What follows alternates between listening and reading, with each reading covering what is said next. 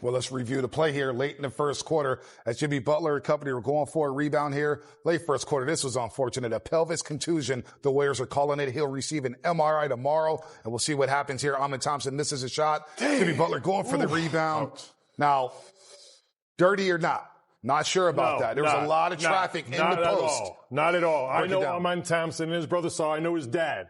He's a classy kid. You could see. It's just unfortunate timing. Draymond even kind of got tangled up with our man and kind of, pushed him in a little bit by accident. Right. Just horrible timing. Not a dirty play whatsoever. Right. But that floor doesn't know if it's by accident or not. Yeah, that really floor hurts your tailbone. That hurts. I mean, Jimmy is one of the toughest dudes in the league. Yeah. If you see him play through all sorts of injuries. So if he walks off the game, you know that this is a really painful experience for him. I would love to look at that play again because Steven Adams, Draymond Green, they're all tangled up, going for a rebound. I'm with you. I don't think Ime Thompson Why do you is want a to dirty see that player. Again? Well, not just because because everybody's talking about it, and Ime Thompson, a lot of people are saying it's dirty. But, look at the play. He loses his balance. And Draymond did not mean to shove him, but they got tangled up, and he fell into Jimmy Butler. The timing of it is what was terrible. A second earlier, Jimmy Butler's got the rebound. He's going on the fast break. Listen, that Steph's reaction was all of us when this happened. All right? It was... Man, what? I can hear it with no sound on. It is the worst feeling. It's the worst feeling to be in the air when you're playing and to lose your balance like that, and anything could have happened. Matter of fact, he could have landed on his wrist. You've seen that with Andrew Bogut. He could have so all these things are a factor. That was actually the best case scenario in that situation. Points in the paint, 46-28 Rockets. Also the rebounding as well. They out-rebounded Warriors by 13, so they're dictating tempo. They out-rebounded the Dubs, so they got to figure something out as the series comes back to the Bay Area. Can we leave this on a positive note?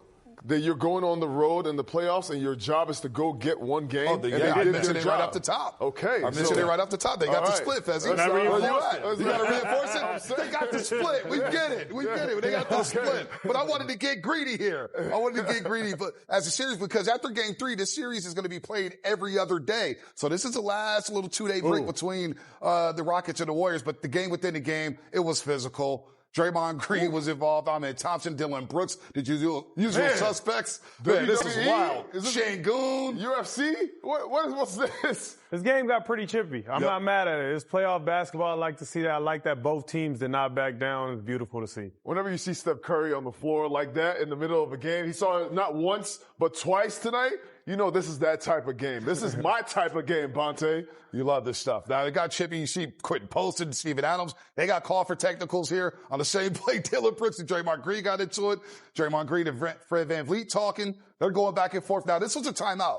We were all discussing this, whether or not the benches are cleared, because we've seen this in playoff history as Tari Eason. There's a towel of Pat Spencer. He catches it and just kind of swags his finger at him. Now, we've seen the playoff history before, whether it's the Knicks and the Heat in the 90s, whether it's Amari Stoudemire with the San Antonio Spurs, that players get suspended for coming off the bench, but it was a timeout. All right, Jalen Green, he was the star of the show, and we chronicled his struggles this season against the Warriors. He came in the previous 6 games shooting 28% from the floor against the Dubs, including 21% from the three-point line. Well, that wasn't the case tonight, folks. 13 of 25 overall, 8 of 18 for the three-point line, 38 big ones, 6 assists, 4 rebounds, and 3 steals. And Willie, he was very decisive with his catching and shooting. Well, obviously after game 1, both he and VanVleet had horrible offensive games. They spent yesterday watching film and getting up crazy jump shots.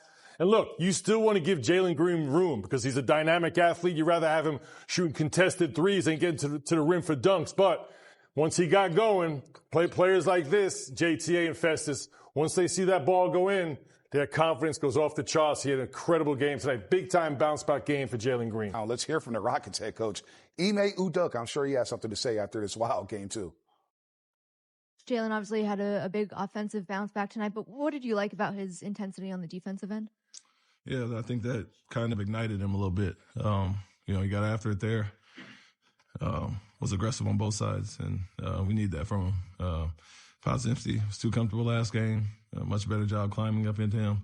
And then switching on to Kerr, he was aggressive. Same thing when Hill came in, so I think that all carried over. But, he bounced back on both ends, obviously. Aggressive offensively, physical defensively, and that's what you're going to need against these guys. What can you say about your team overall and how they were able to bounce back after a not so good showing in the first game? Yeah, I mean, we guarded well enough last game, like we said. Held them to 95. Today is 94. And they're really in the 80s with some late buckets they had. But that carried over well, and we knew if we took care of the ball, got some shots, we were going to knock some of those down. And obviously Jalen was a big part of that, but everybody else contributed as well. And guys were aggressive, so that's what it looks like. We hold a team to that. We should have comfortable wins like we have all season. And well, like I said, first game's out of the way. Guys got their rhythm back, got their focus, confidence, never left. But get the jitters out and have a good offensive show, and we'll be in good shape. A double-double for Alperen Şengün. What did you like about his performance, not only tonight, but just his first two games in general and the way he's kind of imposed his will? Yeah, he's a matchup problem for teams, and they're switching all type of guys on him, kind of going after him. But he's patient, takes what they give him, and makes the right read most of the time.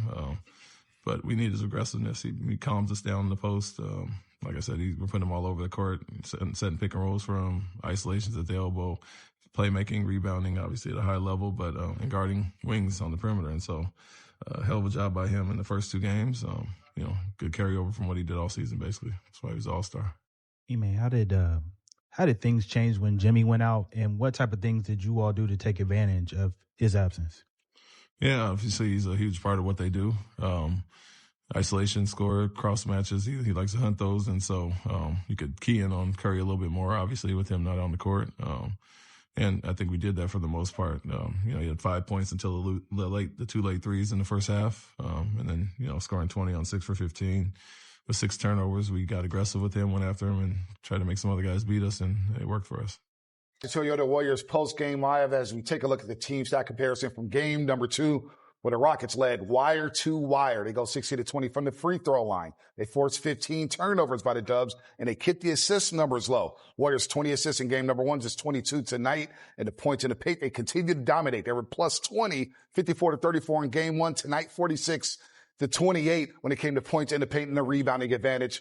47-33, not as lopsided as game number 1, but the Rockets still dominated the glass here. So the adjustments for game number 3 for the Warriors got to get a little more physical, got to somehow close that gap on the boards here, JTA. But let's check out Stephen Curry's night, 20 points, 9 assists. You heard Ime Udoka discussing his night where he felt the Rockets did a good job to finish Stephen Curry tonight, blitzing him, getting the ball out of his hands, and forcing 6 turnovers by the chef.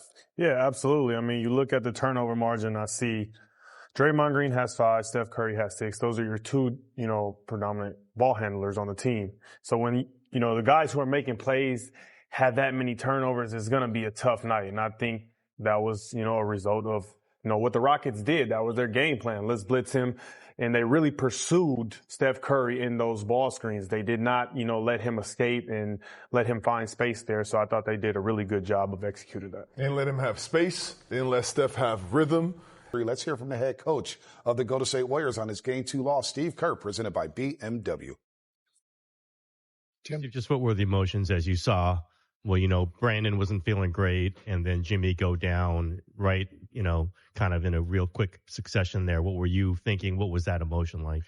There's really no time to even feel any emotion. You just respond and react with what you have to do in terms of, making a sub and trying to think about new substitution patterns, who you want to pair together, all that kind of stuff. So obviously feel terrible for Jimmy. Hopefully he's okay. We'll see. He's going to get an MRI tomorrow. And BP, really proud of him for making the effort. He's been feeling terrible all day, and he tried. He got an IV at halftime, just didn't have it. So tough night. We'll bounce back. Dr. Jimmy, that all for you? Yeah. Are you optimistic, or are you just kind of? Jimmy always says he's going to be fine. But we have to wait to see with the MRI. What did you think of the foul, or how he went down? Did you think it was in? I haven't seen the replay. I asked our guys behind the bench, and they just said it looked like there was some physicality on the rebound, and I think Thompson inadvertently found himself underneath Jimmy just based on the the tug of war that was going on there. So, I mean, we didn't think there was anything wrong with the play. It's just one of those plays. What did you generally think of just kind of the physicality and tension that seems to be rising in the series? Yeah, Houston played great. They were really physical. Just like we expected, they came out with amazing force defensively. And obviously Green got going, and that that loosened our defense up quite a bit. And so it was their night. They played a great game at both ends of the floor. And so we just got to lick our wounds and back to work tomorrow.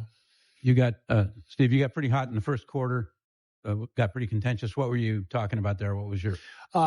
Just the usual stuff, it's playoff time. Everybody's hyped up.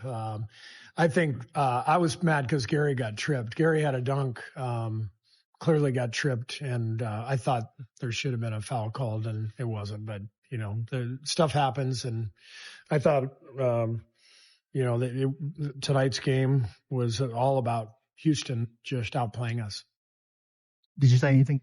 And that's Steve Kerr. You heard him mention Jimmy Butler is going to fly back tonight to the Bay Area to receive that MRI early tomorrow, which obviously forced Jonathan Kuminga into the rotation. He had the DNP/CD the last 3 games, hadn't played against the Clippers, playing game against Memphis, and of course game 1 against Houston.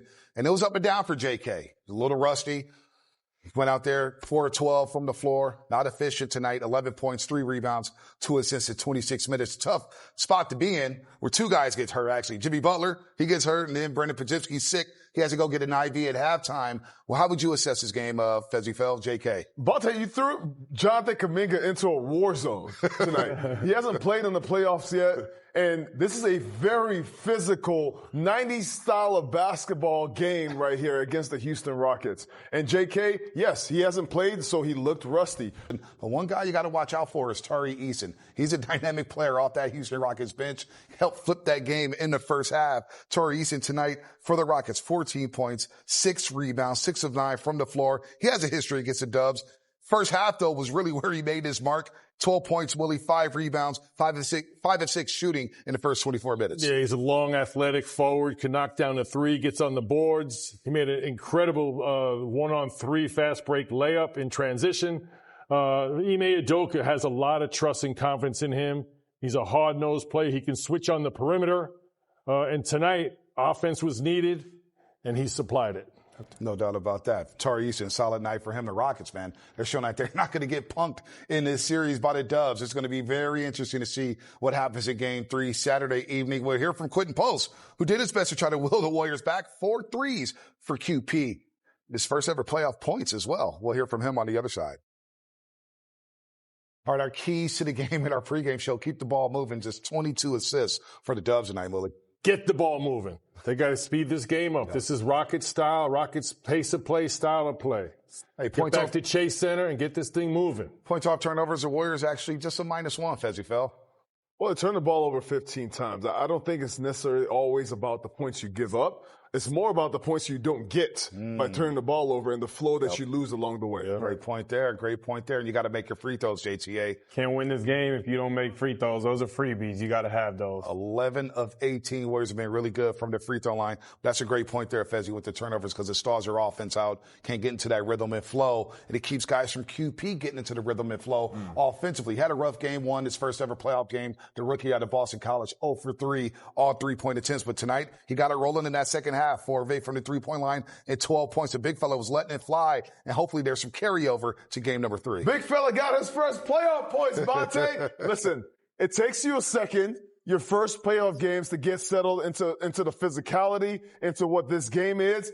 You just can't get lost in the moment. And I thought QP, as soon as he got some points on the board, he just got back to doing what he does, which is hitting 3-point shots from far and from distance. Absolutely. It's the NBA playoffs, man. Let's act like it's not. It's easy for everybody sitting at home to say what it is and what it isn't. NBA playoffs. He's playing with the Golden State Warriors. All right, let's hear from QP. He's at the podium right now. This Rockets team, their switchability on defense, is that something that is giving your offense problems that they can kind of manipulate any kind of screen that you guys are running?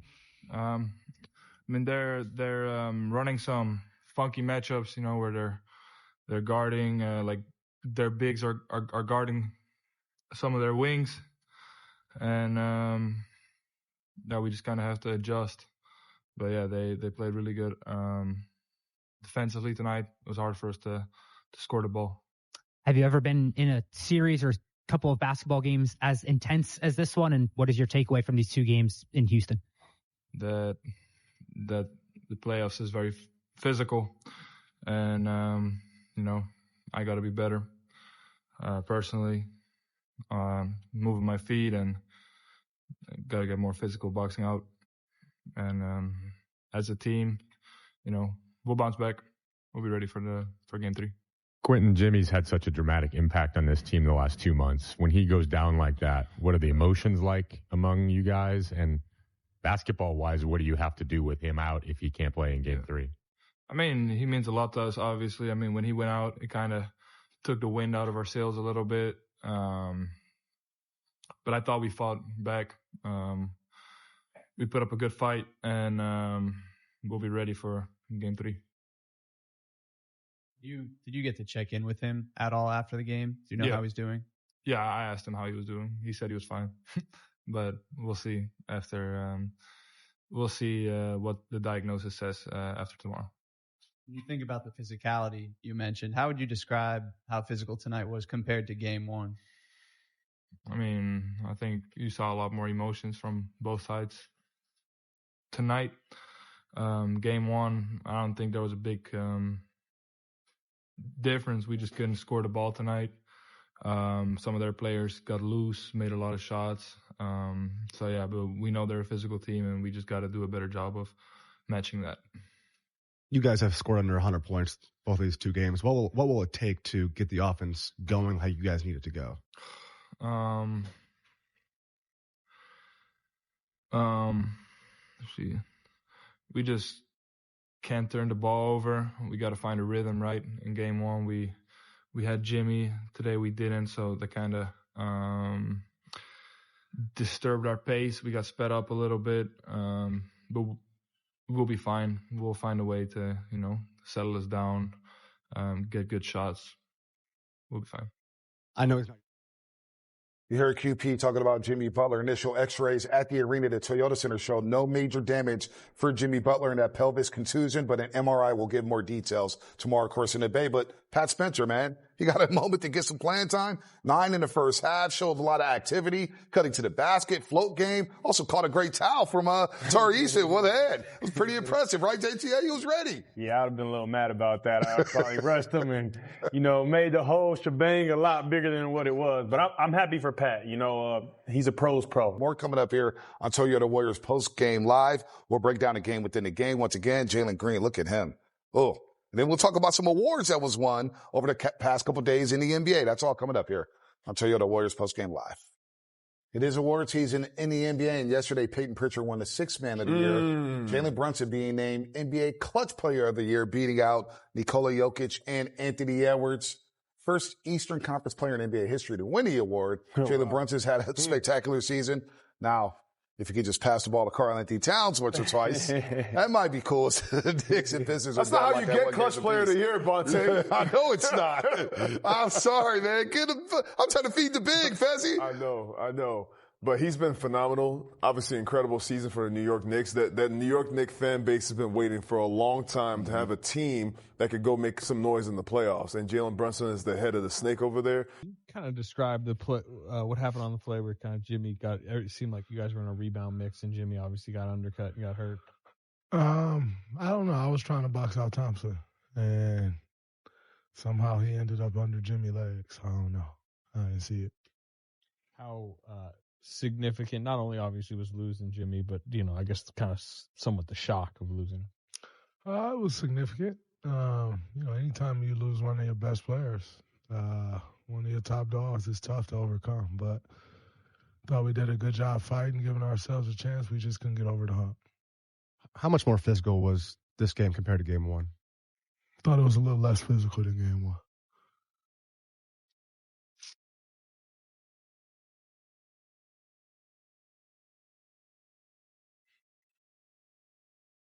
Draymond, Jimmy's had such a dramatic impact at both ends of the court on this team. How does the way you play have to change if he can't play in game 3?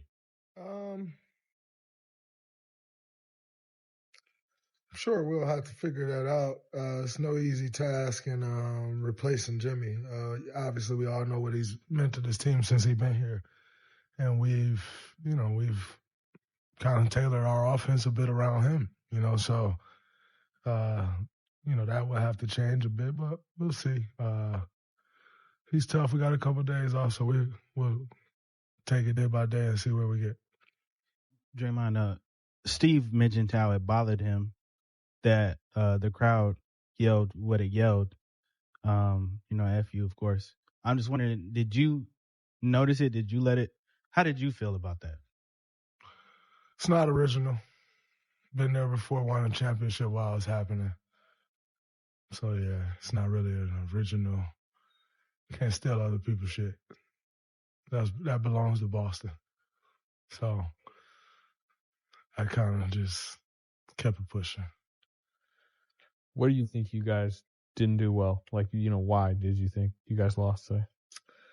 Well, I just don't think we were able to get over the hump. We kind of hung around, but we just couldn't make that push to get over, what was it, 9 points, 11 points. Cut it to 9 again, cut it to 11, and just couldn't get over the hump. So watch the film, figure it out, be better on Saturday. Were you able to talk to Jimmy and see how he feels? If Jimmy's only going to tell you he feel good. Like, you good? Like, of course. So we'll see. Play number 3. Pat Spencer, the highlight tape. Let's go. Dillon Brooks, he looks at him. Nope. Oh, I'm driving right by you. At you. Yes, I like that. Fake handoff. Nice. Probing the whole time and then just goes downhill. If you don't know, now you know. That's Pat Spencer. Like 28 points in the paint. We see Stephen Curry. Good nice little 3. screen. Great screen right there. Screen. Okay, Moses. Stephen Curry becoming the 11th Moses player laying down the history law. to score over 4,000 points in the playoffs. Congrats to Steph. Soon he'll be in that top 10 for career points in postseason. What's number 1? Number 1. No. No? That was grounded today, Fezzi. Jalen Green, his former teammate in the G League. Jalen Green, youngest Rocket ever to score 35 or more points in a playoff game. Oh, outside the Ooh. Wow. Surpassing the great Hakeem Olajuwon. 38 big ones for Jalen Green. 13 to 25 from the floor. Don't block that, Gee. 6 assists, 4 rebounds. Jalen Green, what a night for him. As we take a look at our Toyota drive ahead, of course, that is Game 3 as coverage begins right here in NBC Sports Bay Area at 4:30 p.m. And then, of course, Game 4. Quick turnaround after Game number 3. Every other game now is every other day. So the rest is going to be over after Game number 3. It's going to be fascinating to see how the Rockets come out, how the Warriors respond to this loss here in Game 3. And all these games, again, the Rockets have held the Warriors to under 100 points in 5 of the 7 matchups. So somehow, some way, JTA, Warriors got to figure out a way to get it to their pace. Again, Jimmy Butler will fly back to the Bay Area tonight. He'll have an MRI tomorrow on his pelvis contusion he suffered late in the first quarter.